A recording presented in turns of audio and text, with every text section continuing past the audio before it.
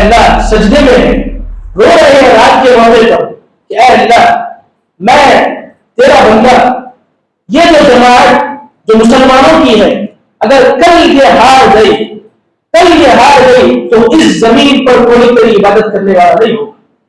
اے اللہ اگر یہ ہار گئے تو پورے کے پورے مسلمان کوئی نہ بچے گا، سب مارے جائیں۔ اللہ نے بدل دیا، اللہ نے صرف تیری دعا کے نتیجے میں میرا جہاں پر جو ہے پروگرام تھا، میرا جہاں پر کانفرنس تھا، جہاں پر پہنچنا تھا، اللہ تیری دعا کو اس طرح قبول کیا ہے، اللہ نے موسم کو تبدیل کر دیا، اللہ نے راستوں کو تبدیل کر دیا۔ کہاں میں کسی شہر میں پہنچنا تھا، کہاں میں تیرے پاس ایک جو ہے ایسے جگہ پر آ جاؤں جہاں پر کوئی آبادی بھی نہیں ہے، وہاں پر میں بسم اللہ الحمد للہ والصلاة والسلام على رسول اللہ وعلى آلہ واصحابہ ومن والاه وعلى من اتبعهم بإحسان إلى يوم الدين، أما بعد، فأعوذ بالله السميع العليم من الشيطان الرجيم من همزه ونفخه ونفسه، بسم الله الرحمن الرحيم، وإذا سألك عبادي عني فإني قريب أجيب دعوة الداعي إذا دعاني فليستجيبوا لي وَلْيُؤْمِنُوا بِي لَعَلَّهُمْ يَرْشُدُونَ۔ حاضرین مجلس، اللہ تعالیٰ کا بے پایا شکر احسان ہے کہ آج آپ نے 23ویں رات کی تراویح مکمل کی۔ آج دوسری تاخرات ہے، رمضان پلک جھپکتے ہی آیا اور ابھی جا رہا ہے، صرف 7 دن مشکل سے بچے ہوئے ہیں۔ تو جس نے اس کا فائدہ اٹھا لیا اس نے کامیاب بھی پائی، اور جس نے اس کو عام دنوں کی طرح گزار دیا تو اس نے بہت بڑا نقصان اٹھا لیا۔ اللہ سے دعا کیجیے کہ اللہ رب العالمین جو میرے اور آپ کے نیکیاں، حسنات، عبادات، تراویح، قرآن مجید کی تلاوت، رمضان کے روزے جو اللہ کے فضل سے ہم نے رکھے ہیں، جس نے بھی رکھا ہے، اللہ تعالیٰ سے دعا کیجیے وہ اپنے فضل سے اس کو قبول فرما لے، اور جس نے ابھی تک ہوش میں ناخن نہیں لیے ہے، اب تک بھی اس نے زندگی کو معمول کے طور پر گزارا ہے، ابھی بھی وقت ہے، کچھ آخری دن باقی ہے، ان سے گزارش ہے کہ وہ اپنے آپ کو سنبھال لے، اپنے آپ کو سدھار لے۔ میں آپ کے سامنے قرآن مجید کی سورہ بقرہ کی ایک آیت تلاوت کی، جو کہ سورہ بقرہ کے ایسی آیت ہے جس کے پہلی آیت ہے اور جس کے بعد کی آیت، اس آیت سے پہلی اور اس آیت سے بعد وہ پورا کا پورا روزے سے تعلق رکھتا ہے۔ شہر رمضان الذی انزل فیہ القرآن ھدی للناس وبینات من الھدی والفرقان، کہ اللہ تعالیٰ جو ہے اس رکوع میں رمضان سے متعلق، رمضان کے روزوں سے متعلق اللہ تعالیٰ یہاں پر ذکر کرتا ہے۔ اس کے بعد یہ آیت آتی ہے وَإِذَا سَأَلَكَ عِبَادِي عَنِّي فَإِنِّي قَرِيبٌ، پھر اس کے بعد بھی روزوں کا ہی ذکر ہے، یعنی درمیان میں ایک الگ ٹاپک اللہ تعالیٰ لا رہا ہے، پہلے بھی روزوں کا ذکر، بعد میں بھی روزوں کا ذکر، بیچ میں درمیان میں اللہ تبارک و تعالیٰ ایسی آیت کو لا رہا ہے جس کا وہاں پر ظاہری طور پر کوئی معنی سمجھ میں نہیں آتا، لیکن اگر سمجھنے کی کوشش کریں کہ اللہ تبارک و تعالیٰ نازل کرنے والا ہے، اللہ تعالیٰ حکمت والا ہے، اس نے قرآن مجید کو حکمت کہا ہے، تو اس کی یہ حکمت ہے کہ وہ آیت جو آیت کے میں نے آپ کے سامنے تلاوت کی، وَإِذَا سَأَلَكَ عِبَادِي عَنِّي فَإِنِّي قَرِيبٌ، اے نبی محمد رسول اللہ صلی اللہ علیہ وسلم جب بھی میرے بندے آپ سے پوچھے میرے بارے میں کہاں ہوں، اللہ کہاں ہے، میرے بارے میں سوال کریں تو آپ میرے بندوں کو بتا دیجئے کہ میں ان سے بہت زیادہ قریب ہوں۔ یہ اس آیت کا ترجمہ ہے، انی فإنی قریب، میں میرے بندوں کے قریب ہوں۔ اچھا کتنا قریب ہے اللہ تعالیٰ میرے اور آپ کی، کتنا قریب ہے اللہ تعالیٰ میرے اور آپ کے ہماری شہروں سے زیادہ قریب ہے۔ اللہ تعالیٰ سے فرماتا ہے، شہرت کہتے ہیں ہماری جو گردن کے پاس یہاں پر جس کو ڈاکٹر چیک کرنے کے لیے اپنے ہاتھ رکھ کر دیکھتے ہیں، اسی رگ پر رکھتے ہیں۔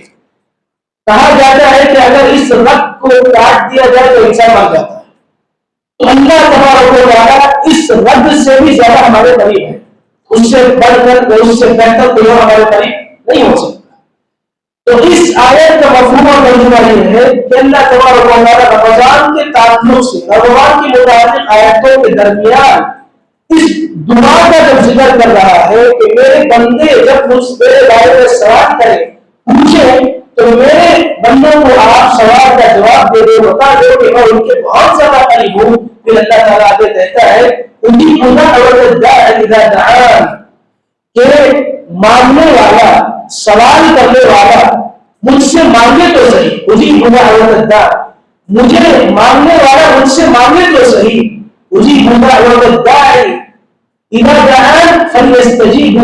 جب بھی وہ میرے سے سوال کرے گا، میرے سے مجھ سے دعا کرے گا، فَلْيَسْتَجِيبُوا لِي فَوْرًا میں اس کی دعا کو قبول کروں۔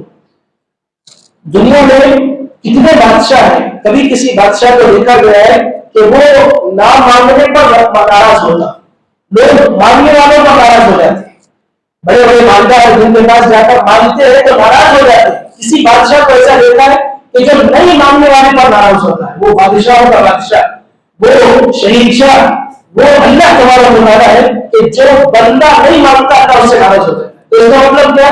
اللہ سے بار بار مانگتا ہے۔ اب اس آیت کے درمیان آنے کی وجہ یہ ہے کہ یہاں پر اللہ تبارک و تعالیٰ رمضان کے متعلق رمضان کے خاص طور پر جہاں پر آپ تراویح پڑھتے ہیں، جہاں پر آپ قرآن مجید کی تلاوت کرتے ہیں، جہاں پر آپ روزہ رکھتے ہیں، وہی ایک اہم عبادت ہے دعا۔ دعا بہت ہے عبادت ہے اس مہینے خاص طور پر۔ کیوں؟ رمضان سے پہلے بندہ گنہگار تھا، رمضان سے پہلے بندہ خطاکار تھا، گناہ میں مبتلا تھا، رمضان آیا اس کی زندگی بدل گئی، اس نے اللہ تعالیٰ کے لیے اپنی حرام کردہ زندگی کو چھوڑ کر، حرام زندگی کو چھوڑ کر اللہ تعالیٰ کے لیے نیک زندگی گزارنا شروع کر دی۔ اب جب وہ اللہ کے سامنے دعا کے لیے ہاتھ اٹھاتا ہے تو اللہ تبارک و تعالیٰ اس کے ہاتھوں کو نیچے گرنے سے پہلے اللہ تعالیٰ اس کو معاف کر دیتا ہے، اس کی زبان کو تاثیر پیدا ہو جاتی ہے، کیونکہ اس نے رمضان کو رمضان سمجھ کر گزارا، کیونکہ اس نے رمضان میں نیک اس نے اپنے آپ کو بنا لیا۔ اب جب نیک بن گیا تو اللہ تعالیٰ نیک لوگوں کی دعا، ان کی زبان ختم، ان کی زبان پر الفاظ ختم ہونے سے پہلے اللہ تعالیٰ اپنی دعا کو قبول کر دیتا ہے۔ انبیاء اکرام علیہ السلام میرے اور آپ کے لیے ان سے بڑھ کر کوئی اور مثال اور نمونہ نہیں مل سکتا۔ اللہ تعالیٰ انبیاء اکرام کی دعائیں اس طرح قبول کرتا ہے۔ سورۃ الانبیاء میں جب پڑھتے ہیں تو اللہ تعالیٰ نے انبیاء کا ذکر کیا اور اللہ تبارک و تعالیٰ نے اس میں نبیوں کی دعاؤں کے ساتھ فوراً قبول ہونے کی بات بتائی، فاستجب لنا، فوراً اللہ نے قبول کیا۔ میں آپ کے ساتھ چند مثالیں دے کر آپ کو اور زیادہ سمجھانے کی کوشش کروں گا کہ اللہ تبارک و تعالیٰ کے نبی حضرت آدم علیہ السلام جنت میں اللہ نے کہا کہ فلاں درخت کے قریب نہ جاؤ، بھول ہو گئی، خطا ہو گئی، چلے گئے، اللہ نے زمین پر اتار دیا۔ اب اللہ تعالیٰ کے لیے گناہ کا احساس، بھولی کا احساس جب ہوا، اللہ تبارک و تعالیٰ سے فوراً دعا مانگی، ربنا ظلمنا انفسنا، ہمارے بابا آدم، ہماری اماں ہوا، دونوں سے گناہ ہوگا، دونوں نے گناہ سے جو ہے بھول کے اللہ سے توبہ کی، گناہ سے معافی مانگی، ربنا ظلمنا انفسنا، اے اللہ ہمارے گناہ ہم نے اپنے اوپر ظلم کر لیا ہے، ظلمنا انفسنا، ظلم کر لیا ہے، ان لم تغفر لنا وترحمنا، اگر تو ہمیں معاف نہ کرے گا یا تو ہم پر رحم نہ کرے گا، وان لم تغفر لنا وترحمنا لنكونن من الخاسرین، ہم تو خسارہ اٹھانے والے میں سے ہو جائیں۔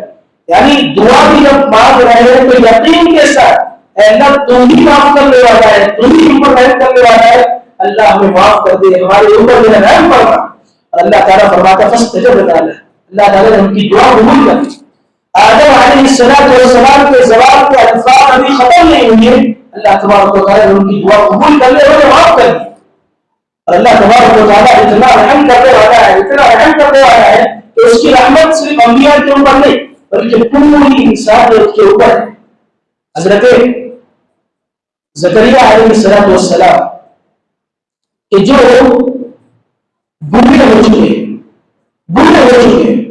ان کی عمر مفسرین لکھتے ہیں 120 سال کی، اور ان کی بیوی کی عمر مفسرین لکھتے ہیں عمر پر 8 سال کی۔ 120 سال کا گھوڑا، 120 سال کا گھوڑا، 5 سال کی عورت. اور جب بھی زکریا اپنی بھانجی مریم علیہ السلام کے روم میں جب جاتے ہیں، جب کبھی بھی جائے تو حضرت زکریا وہاں پر اتنا ہے زکریا کے حضرت مریم کے پاس ایسے ایسے پھل، ایسے ایسے کھانے پاتے جو غیر موسم ہوں گے، یعنی سردی کا پھل گرمی میں، گرمی کا پھل سردی میں. حضرت زکریا نے اپنی بہنی سے حضرت مریم سے پوچھا کہ بیٹی یہ کھانا تمہیں کہاں سے مل رہا ہے، کہاں سے آ رہا ہے، کون دے رہا ہے؟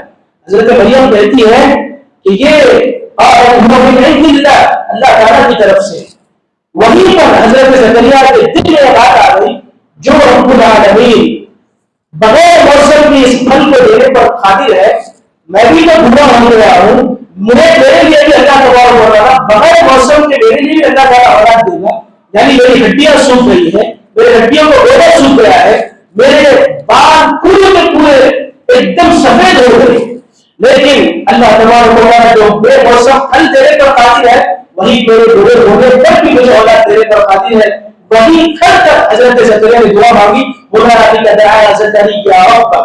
وہیں پر حضرت زکریا کے دل میں خیال آیا اور دعا مانگی اللہ سے، اے اللہ رب هب لي من لدنك ذرية طيبة.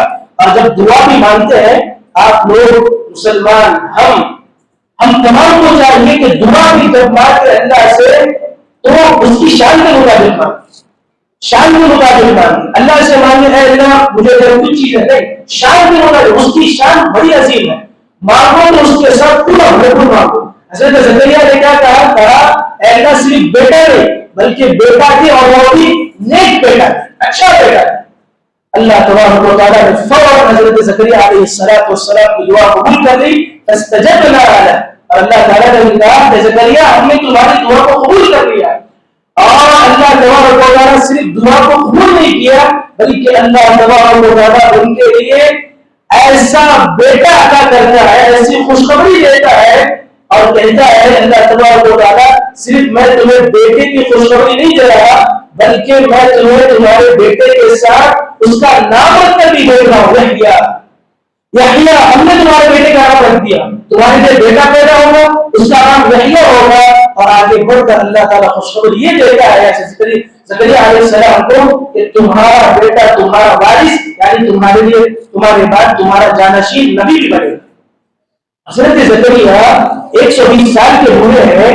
ایک انسان کی زندگی میں اگر وہ دنیا سبب کے ساتھ چلتی ہے، اگر انسان بوڑھا ہو گیا تو اس کے باپ بننے کی کوئی امید نظر نہیں آتی. لیکن اللہ کا دربار ایسا ہے جہاں ناممکن کو اگر کوئی ذات ممکن بنانے والی ہوتی تو اللہ رب العالمین اللہ نے دعا کو قبول کروا لی، دعا کو قبول کروا لی، فوراً بیٹی کی خوشخبری دی. ایک اور بھی ہے نبی جس کو اللہ تبارک و تعالیٰ نے حکم نہیں دیا تھا لیکن اس کے باوجود وہ اپنے قوم سے بیزار آ کر غصے میں آ کر چلے گئے. حضرت یونس علیہ السلام اپنی قوم سے اللہ کی طرف بلاتے اور نہیں مانتی، غصے میں آتے اور قوم سے چلے. اللہ تبارک و تعالیٰ کا کلمہ ایسا ہوا کہ جس کشتی میں وہ سوار ہوئے اس وہ کشتی ایک سمندر کی موج میں آ کر ٹوٹ گئی. حضرت یونس کو اس میں ڈال دیا گیا اور حضرت یونس ایک مچھلی کے پیٹ میں جو ہے مچھلی نکل لی ہوئی.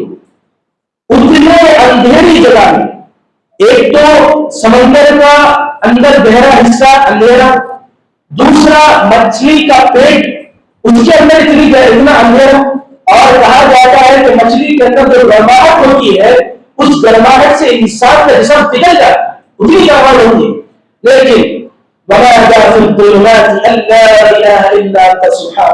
حضرت یونس علیہ السلام جب ان کو اپنی بھول اپنی غلطی پر احساس ہوگا فوراً اللہ سے دعا کرتے.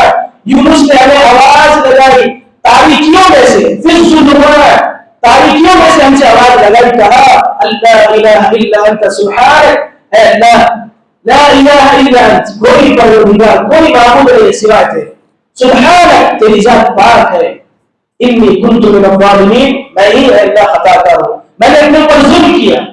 جیسے حضرت یونس علیہ السلام نے اس دعا کو مانگا لا الہ الا انت سبحانک انی کنت من الظالمین فاستجبنا له ونجیناہ من الغم، اللہ نے فوراً ان کی دعا قبول کر لی اور کہا ونجیناہ من الغم، اور یونس کو اس غم سے چھٹکارا دیا، اس تکلیف سے چھٹکارا دے دیا۔ یعنی جس وجہ سے یونس علیہ السلام ڈر رہے تھے اور اللہ تعالیٰ کے لیے گڑگڑا کر دعا مانگے لا الہ الا انت سبحانک انی کنت من الظالمین، جب بندہ اللہ کا نیک ہو جاتا ہے تو اللہ تبارک و تعالیٰ فوراً اس کی دعا قبول فرما لیتا ہے۔ ایک اور نبی ہے جس کو ان کے گھر والوں نے بھی غیر حیات نکال دیا گھر سے، یعنی گھر والے خود چلے گئے گھر سے، بیوی چلے گئی، بیٹے چلے گئے، اولاد چلے گئی چھوڑ کر۔ حضرت ایوب علیہ السلام اللہ نے ایسا آزمایا ان کو، ایسی بیماری دی ان کو کہ سر سے لے کر پیر تک پورا جسم پھوڑوں سے بھرا ہو، ایسا زخم پورا جسم پھوڑوں سے بھرا ہو، پورے جسم میں پیپ نکلتا ہے، پیپ نکلتا ہے۔ آتا ہے روایتیں ہیں کہ حضرت ایوب علیہ السلام کیڑا جب زمین پر جاتا ہے تو اس کیڑے کو لے کر اپنے جسم پر رکھ دیتے کہ تیرا کھانا یہاں پر کہا جائے، ایسا جسم پورا جسم بیمار میں مبتلا۔ اور جب حضرت ایوب دعا کرتے ہیں اللہ تعالیٰ سے تو ایوب نادى ربه انی مسنی الضر، زندگی میں ایک بات یاد رکھ لو جس کو مجھے بھی اپناتا ہے آپ کو بھی اپنا، اللہ سے کبھی شکایت نہیں کرنا، اللہ سے شکایت نہیں کرنا مجھے کیوں کیا ہے اللہ، کبھی شکایت نہیں کرنا۔ یاد رکھو انبیاء کرام کی جو سنت ہے اس کو اپنا تو ہمارے زندگی کا ہر معاملہ حل ہو جائے، ہر معاملہ حل ہو جائے۔ کون سا معاملہ جو حل نہیں ہوگی؟ کون سی بیماری آج عام انسان کو اس طرح کی ہے؟ ہوگی کوئی نہ کوئی ایک کا ڈھونڈا انسان ہوگا جس کو ایسی بیماری۔ نبی کے اوپر اللہ کا اتنی زیادہ آزمائش رکھا ہے کہ پورے سر سے لے کر پیر تک پیروں کے اوپر پورا جسم بیمار، اور اللہ تعالیٰ سے دعا کرتے ہیں، شکایت نہیں کرتے، کہتے ہیں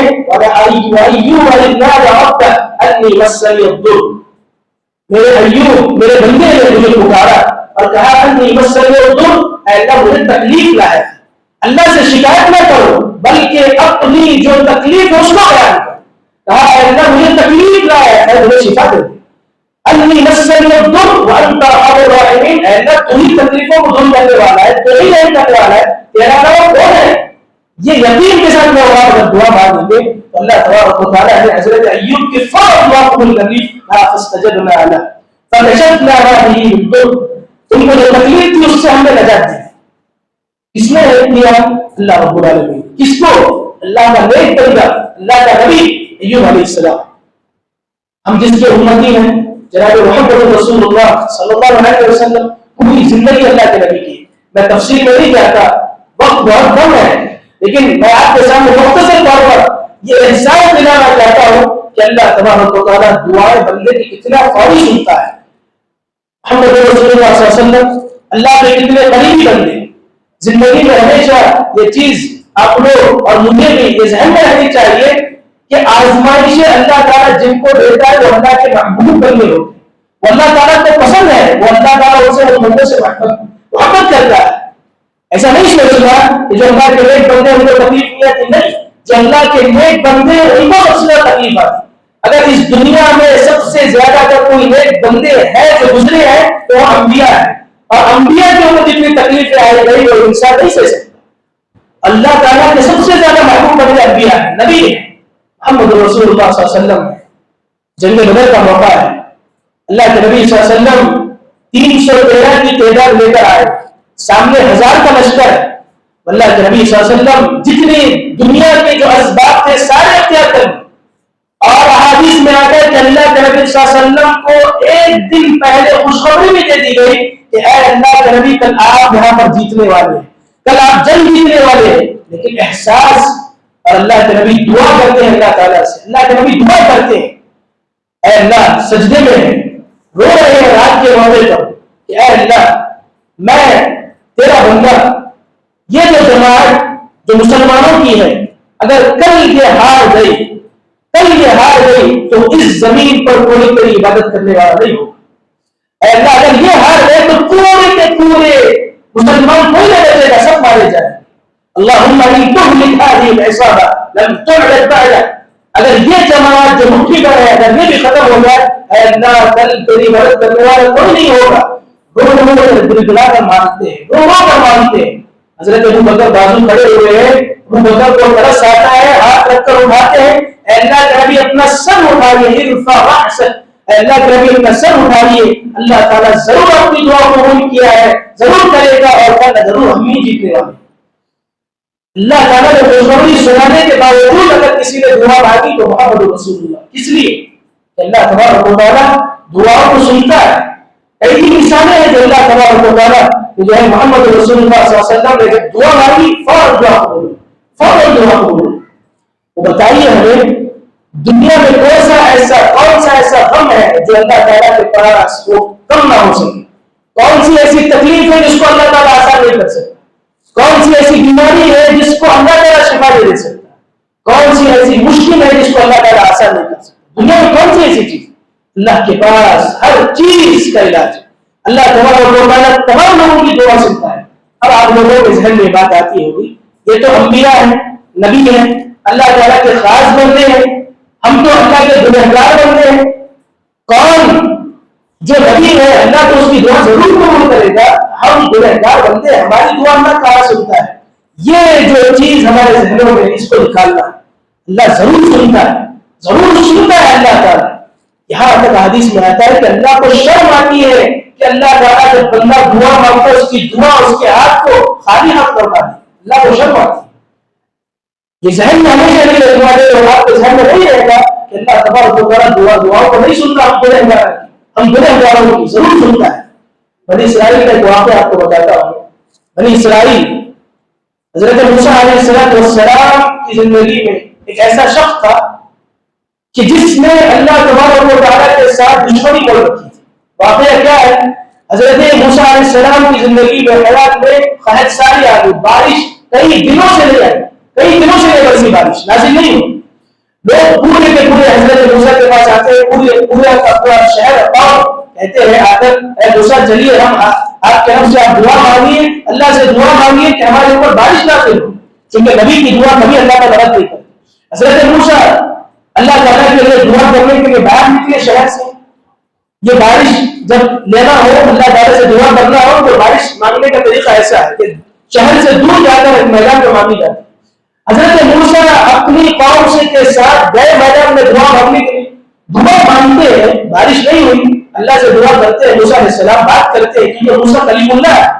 اللہ تعالیٰ کہتا ہے موسیٰ تمہاری قوم میں ایک ایسا شخص ہے کہ جس کی وجہ سے بارش کو دھوکہ دے رہا ہے، اور وہ شخص ایسا ہے کہ جس نے 40 سال سے میرے ساتھ جنگ شروع کر رکھی ہے، جنگ شروع کر رکھی ہے، اس نے میرے ساتھ جنگ کر رہا ہے، وہ 40 سال ہو گئے۔ اللہ تعالیٰ کہتا ہے حضرت موسیٰ اپنی قوم کی طرف پلٹتے ہیں، کہتے ہیں وہ کون سا آدمی ہے جس نے اللہ تعالیٰ کے ساتھ جنگ شروع کر رکھی ہے؟ جو اللہ تعالیٰ کے ساتھ جنگ کر رہا ہے وہ کون سا نافرمان ہے؟ وہ کون سا نافرمان اور گنہگار آدمی ہے؟ ابھی یہ بات چل رہی تھی، اتنے دیر تھوڑی دیر کے فوراً بعد بارش نازل ہونا شروع ہوئی۔ ابھی کوئی آدمی قوم سے باہر نہیں نکلا، اس میدان سے باہر نہیں نکلا، کیونکہ موسیٰ نے کہا تھا ابھی وہ اس میدان کو چھوڑ کر چلا جائے تب جا کر بارش نازل ہوگی۔ ابھی ایک آدمی بھی باہر نہیں نکلا، میدان چھوڑ کر نہیں گیا، فوراً بارش نازل ہونا شروع ہوئی۔ حضرت موسیٰ علیہ السلام فوراً اللہ تعالیٰ سے دعا کرتے ہیں اے اللہ ابھی ایک آدمی بھی باہر نہیں نکلا، ایک شخص بھی باہر نہیں نکلا، تو جس نے تو نے کہا تھا کہ ایک آدمی کی وجہ سے بارش کو روک دیا گیا، وہ گنہگار آدمی ابھی کوئی نکلا ہی نہیں ہے، اللہ بارش کیسے نازل ہوگی؟ اللہ تعالیٰ کہتا ہے کہ موسیٰ جس کی وجہ سے میں نے بارش کو روکا تھا اسی کی وجہ سے میں نے بارش کو نازل کیا۔ موسیٰ علیہ السلام کہتے ہیں اللہ وہ کیسے، کس طرح؟ اللہ تعالیٰ کہتا ہے موسیٰ علیہ السلام سے، صحیح حدیث ہے کہ اے موسیٰ کہ اس نے مجھ سے توبہ کی۔ وہ کہتا ہے وہ شخص، وہ گنہگار جو اللہ تعالیٰ کے لیے 40 سال سے گناہ کرتا رہا، وہ کہتا ہے اے اللہ 40 سال سے میں نے تیرے ساتھ گناہ کیا ہے، کبھی تو نے میرا چہرہ لوگوں کے سامنے نہیں دکھایا، کبھی مجھے بے عزت میں نہیں دیا، اے اللہ آج میں سارے لوگوں کے درمیان ہوں، اگر میں باہر نکل گیا تو میری بے عزتی ہو جائے گی، تو اس سے دعا کرتا ہوں اپنی پوری زندگی کے گناہوں سے جائے جاتا ہے، میں توبہ کرتا ہوں مجھے معاف کر دے، مجھے بے عزتی سے بچا لے۔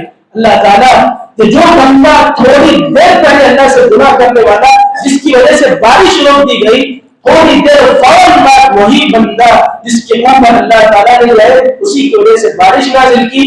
فرق یہ ہے کہ تھوڑی دیر پہلے وہ گنہگار تھا, اس کے فوراً بعد اس نے توبہ کر لی, اللہ نے فوراً اس کی توبہ کو قبول کر لیا اور اللہ تعالیٰ نے بارش کو نازل کر دیا. دیکھا آپ نے عام آدمی حضرت موسیٰ کی قوم کا ایک عام گنہگار آدمی جس کی 40 سال کے گناہوں کو اللہ نے فوراً اللہ نے معاف کر دیا اور اس کی وجہ سے اللہ نے بارش نازل کر دی. اللہ تعالیٰ دعاؤں کو سنتا ہے, اللہ تعالیٰ گناہوں کو معاف کرتا ہے. اور آپ یقین کرو کہ اللہ ایسے راستوں سے دعاؤں کو قبول کرتا ہے آپ سوچ بھی نہیں سکتے. اور اللہ تعالیٰ دعاؤں کی وجہ سے تقدیر کو بدل دیتا ہے, دعاؤں کی وجہ سے اللہ فیصلوں کو بدل دیتا ہے. ایک واقعہ ہے سعودی عرب کا, ریاض شہر میں ایک ڈاکٹر تھے, ڈاکٹر احمد, بہت مشہور ڈاکٹر تھے, بہت مشہور ڈاکٹر تھے. ان کو ایک کانفرنس میں جانا تھا, دوسرے شہر دوسرے ملک میں جانا تھا. وہ فلائٹ میں جاتے ہیں کیونکہ دوسرے ملک میں ان کا کانفرنس تھا, کانفرنس دینے کے لیے ان کو جانا تھا. وہ فلائٹ میں سفر کر رہے ہیں کہ اچانک اعلان ہوتا ہے کہ موسم کے بگاڑ کی وجہ سے فلائٹ ایمرجنسی لینڈنگ کرنا پڑ رہا ہے, ایمرجنسی لینڈنگ کرنا پڑ رہا ہے. وہ کسی ایئرپورٹ میں اتر جاتے ہیں, کسی شہر میں اتر جاتے ہیں. اب وہ انتظار کرتے ہیں ایئرپورٹ پر. اب جب معلوم کرتے ہیں کہ مجھے فلاں جگہ پر جانا ہے, مجھے وہاں پر جانا ہے, میرا کانفرنس ہے, لوگوں سے معلوم کرتے ہیں تو لوگ کہتے ہیں کہ دیکھیے ابھی تو فلائٹ کے لیے کوئی ریسپانس نہیں ملا ہے, آپ کو جو ہے اس طرح یہیں پر انتظار کرنا ہے یا تو کانفرنس چھوڑ جائے گا. اگر آپ ایسا کر سکتے ہیں تو ٹیکسی لے لیجیے, گاڑی بات کر چلے جائیں. تو وہ ڈاکٹر احمد جو ہے گاڑی کو ٹیکسی کو بک کرتے ہیں اور جہاں ان کو جانا ہے وہاں پر راستے میں نکل جاتے ہیں. اب راستہ جب شروع ہوتا ہے تھوڑی دیر کے بعد, 1 گھنٹہ یا چند گھنٹوں کے بعد موسم ایسا بگڑ جاتا ہے, اتنی تیز بارش ہوتی ہے کہ گاڑی چلانا مشکل ہو جاتا ہے. وہ گاڑی کو تھوڑا سائڈ کر لیتے ہیں. اب دیکھتے ہیں کہ بارش ایسی ہے کہ ایک دم موسلادھار بارش ہے, گاڑی چلانا ناممکن ہے. وہ دیکھتے ہیں کہ کہیں یہاں پر کوئی سر جھکانے کی جگہ مل جائے, میں تھوڑا انتظار کر لوں, آرام کرنے کے بعد پھر سفر پر چلے جاؤں. وہ دیکھتے ہیں کہ دور دراز وہاں پر ایک چھوٹا سا گھر نظر آ رہا ہے, وہاں پر ایک لائٹ نظر آ رہا ہے. وہ گھر کے پاس جاتے ہیں, دستک دیتے ہیں, کھٹکھٹاتے ہیں. اندر سے ایک بوڑھی عورت باہر آتی ہے. وہ کہتے ہیں کہ اماں دیکھیے میں مسافر ہوں, مجھے ایک جگہ جانا ہے, بارش بہت زیادہ لمبی ہے, بہت زیادہ تیز ہے, میں سفر نہیں کر سکتا, تھوڑی دیر آپ کے گھر میں آرام کر لوں گا, اس کے بعد چلا جاؤں. وہ اماں کہتی آئیے گھر پر آئیے بیٹی. اب اس ڈاکٹر کو اتنی بھوک لگی تھی کہ اس اماں نے اس کو کھانے کے لیے پوچھا, وہ بغیر کسی پوچھے وہ کھانا کھا رہا ہے. وہ ڈاکٹر کھانا کھا رہا ہے. کھاتے کھاتے انہوں نے دیکھا کہ ان کے بازو ایک چھوٹی سے ریت پلنگ ہے, ایک کھٹیا ہے, اس پر ایک چھوٹا سا بچہ بیمار ہے لیٹا ہوا. وہ ڈاکٹر اس اماں سے پوچھتے ہیں کہ اماں جان یہ کون بچہ ہے, اس کے ماں باپ کہاں ہے, یہ اتنا بیمار کیوں ہے؟ وہ اماں کہتی ہے, وہ بوڑھی عورت کہتی ہے یہ میرا پوتا ہے, اس کے ماں باپ نہیں ہے, اس کی پوری ذمہ داری میرے اوپر ہے. میں نے کئی ڈاکٹروں کے پاس اس کا علاج کروایا لیکن علاج نہیں ہوا.